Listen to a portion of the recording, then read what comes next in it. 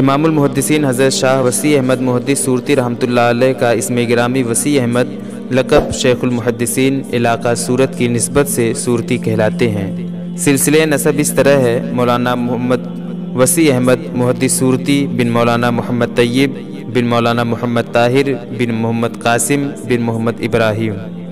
آپ کا شجر نسب صحابی رسول حضرت سہیل بن حنیف رضی اللہ تعالیٰ عنہ سے ملتا ہے، اور آپ اپنے نام کے ساتھ حنفی اور حنیفی لکھا کرتے تھے۔ آپ کی ولادت باسعادت سن 1252 ہجری مطابق 1836 عیسوی کو راندیر ضلع سورت ہندوستان میں ہوئی۔ ابتدائی تعلیم اپنے والد گرامی مولانا محمد طیب سورتی علیہ رحمہ سے حاصل کی۔ مدرسہ حسین بخش دہلی میں علماء و فضلاء سے صرف و نحو، تفسیر و تراجم اور دیگر علوم حاصل کیے۔ سن 1279 ہجری میں مدرسہ فیض عام کانپور میں داخلہ لیا اور تمام علوم سے فراغت پائی۔ حکیم عبدالعزیز لکھنوی سے طب پر دسترس حاصل کی۔ دوران تعلیم حضرت شاہ فضل الرحمن گنج مراد آبادی علیہ رحمہ نے بیعت الخلافت سے سرفراز فرمایا۔ مولانا احمد علی سہارنپوری سے حدیث کی سند حاصل کی۔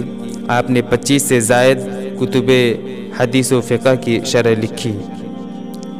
شیخ المحدثین وحید العصر حضرت مولانا شاہ وسیع احمد ابن حضرت مولانا محمد طیب قدس سرہما سن 1836 عیسوی میں بعہد معین الدین اکبر شاہ ثانی راندیر ضلع سورت میں پیدا ہوئے۔ آپ کے اجداد مدینہ منورہ کے ساکن تھے۔ وہاں سے 16ویں صدی عیسوی میں شاہ جہاں کے دور حکومت میں سورت کی بندرگاہ سے ہندوستان پہنچے۔ آپ کے بعض بزرگوں نے سورت پہنچ کر شاہی فوج میں ملازمت کر لی اور عنایت خان ابن قاسم خان گورنر بنگال کی سربراہی میں کلکتہ کے قرب و جوار میں پرتگیزیوں سے لڑائی لڑی۔ آپ کے دادا بزرگوار مولانا محمد قاسم ابن مولانا محمد طاہر نے راندیری میں سکونت پسند کی اور دسادۂ علم و ہدایت بچھا کر مصروف تدریس و ارشاد ہوئے۔ کفاف اہل عیال کے لیے کپڑوں کی تجارت کا پیشہ اختیار کیا۔ تسمیہ کی رسم دادا بزرگوار نے ادا کرائی۔ والد ماجد سے تحصیل علم میں مصروف ہوئے۔ ابھی آپ عمر کی 21ویں منزل میں تھے کہ سن 1857 کا ہنگامہ شروع ہو گیا اور آپ کے خاندان کے متعدد افراد انگریزوں کے ہاتھوں مارے گئے، جس میں آپ کے 2 حقیقی بھائی بھی شامل تھے۔ آپ کے دادا بزرگوار کا سامان تجارت جلا کر خاکستر کر دیا گیا اور مکان پر فوج نے قبضہ کر لیا۔ آپ اپنے والدین اور چھوٹے بھائی مولانا عبداللطیف کے ساتھ کئی دن روپوش رہنے کے بعد کسی طرح عراق پہنچ گئے۔ 3 سال کے بعد وہاں سے حج و زیارت کے لیے مکہ مکرمہ پہنچے۔ حج کے بعد چند ماہ مدینہ منورہ میں مقیم رہے، پھر راندیر واپس آ رہے تھے کہ والد ماجد نے سفر آخرت اختیار کیا۔ راندیر پہنچنے کے کچھ عرصہ بعد والدہ ماجدہ نے بھی داغ جدائی دی۔ آپ کی والدہ ماجدہ مشہور زمانہ عالم و عارف حضرت مولانا خیر الدین محدث سورتی علیہ رحمہ کی نواسی تھیں۔ والدہ کی رحلت کے بعد چھوٹے بھائی کو لے کر تحصیل و تکمیل علوم کی غرض سے دہلی کے مدرسہ حسین بخش میں پہنچے۔ اس کے بعد علی گڑھ میں استاذ العلماء مولانا محمد لطف اللہ کے حلقہ درس میں شریک ہو کر دونوں بھائیوں نے علوم و فنون کی تکمیل کی۔ 1865 عیسوی میں سہارنپور محشی بخاری مولانا علی احمد کے پاس پہنچے اور ان کے درس حدیث میں شرکت کر کے سند و اجازت حاصل کی۔ بعد حضرت مولانا لطف اللہ کے ایما و مشورے سے گنج مراد آباد پہنچ کر حضرت مولانا شاہ فضل الرحمن قدس سرہ سے بیعت و ارادت کا تعلق قائم کیا اور سند حدیث کے ساتھ سند خلافت بھی پیر و مرشد نے مرحمت فرمائی۔ مغربی علوم کے مزرات کے انسداد کے لیے حضرت مولانا فضل الرحمن گنج مراد آبادی علیہ رحمہ کے مشورہ سے علماء کی ایک مختصر و فعال جماعت ملک کے مختلف گوشوں میں دورہ کرنے کے لیے آپ کی قیادت میں روانہ ہوئی، جس کے اراکین مولانا محمد علی وائز دہلوی، مولانا شاہ احمد حسین کانپوری، مولانا سید محمد علی کانپوری، جو مجلس ندوۃ العلماء کے قیام کے بعد پلٹا کھا کر دیوبندیت نواز ہو گئے اور شامت اعمال سے پھر ان کو توبہ کی توفیق بھی نہ ہو سکی۔ جب علماء کا یہ قافلہ جانے کے لیے تیار ہوا تو حضرت مولانا شاہ فضل الرحمن علیہ رحمہ کی موجودگی میں علماء کی ایک جماعت کامیابی و کامرانی کے لیے دیر تک بارگاہ الہی میں مصروف دعا رہی۔ 3 ماہ سے زیادہ دنوں تک آپ مشرق میں ڈھاکہ، سلہٹ، چاٹگام، میمن، سنگھاور، کشور گنج اور مغرب میں ملتان، لاہور اور سیالکوٹ کا دورہ کرتے رہے۔ بنگال میں مولانا سید عبدالحی اسلام آباد اور پنجاب میں حضرت مولانا پیر مہر علی شاہ گولڑہ شریف کی وجہ سے کافی کامیابی ہوئی۔ سن 1867 عیسوی کے نصف اول میں آپ اپنے مخلص پیر بھائی حکیم خلیل الرحمن پیلی بھیتی کی دعوت اور پیر و مرشد کے حکم سے علوم و فنون کی ترویج کے لیے پیلی بھیت تشریف لے گئے۔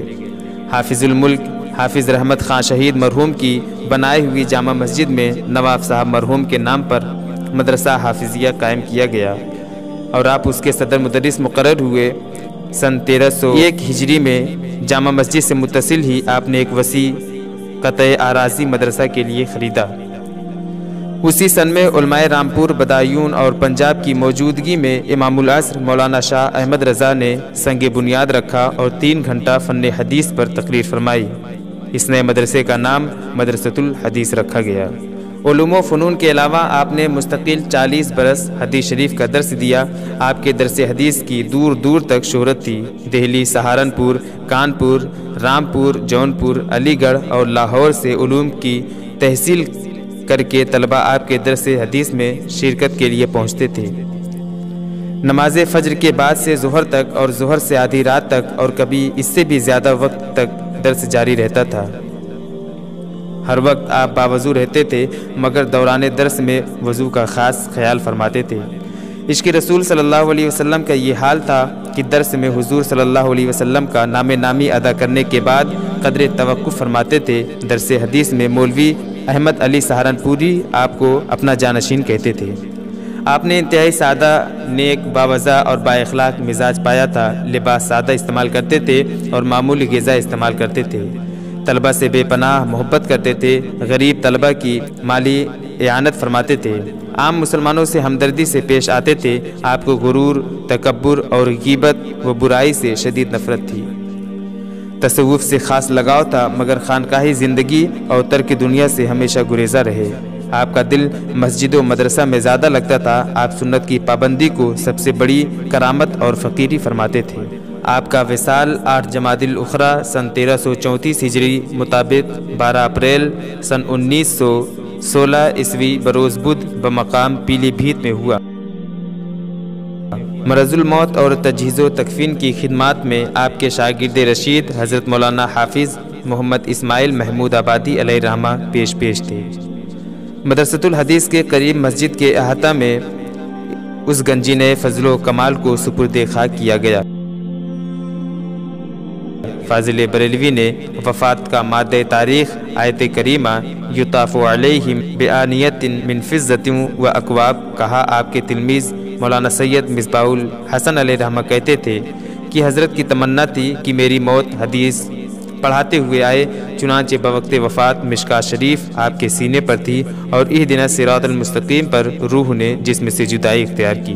حضرت مولانا سید سلمان اشرف علیہ رحمہ چیئرمین اسلامک اسٹڈیز مسلم یونیورسٹی علی گڑھ، مولانا مشتاق احمد کانپوری، مولانا نثار احمد مفتی اعظم آگرہ، مولانا مفتی عبدالقادر لاہور، ملک العلماء مولانا ظفر الدین، مولانا سید خادم حسین ابن پیر سید جماعت علی شاہ محدث علی پوری، مولانا سید مصباح الحسن پھوفندی، مولانا عبدالعزیز خان محدث بجنوری، صدر الشریعہ مولانا امجد علی اعظمی، قطب مدینہ مولانا شاہ ضیاء الدین مدنی، مولانا سید محمد محدث کچھوچھوی وغیرہ آپ کے نامور تلامذہ میں سے تھے۔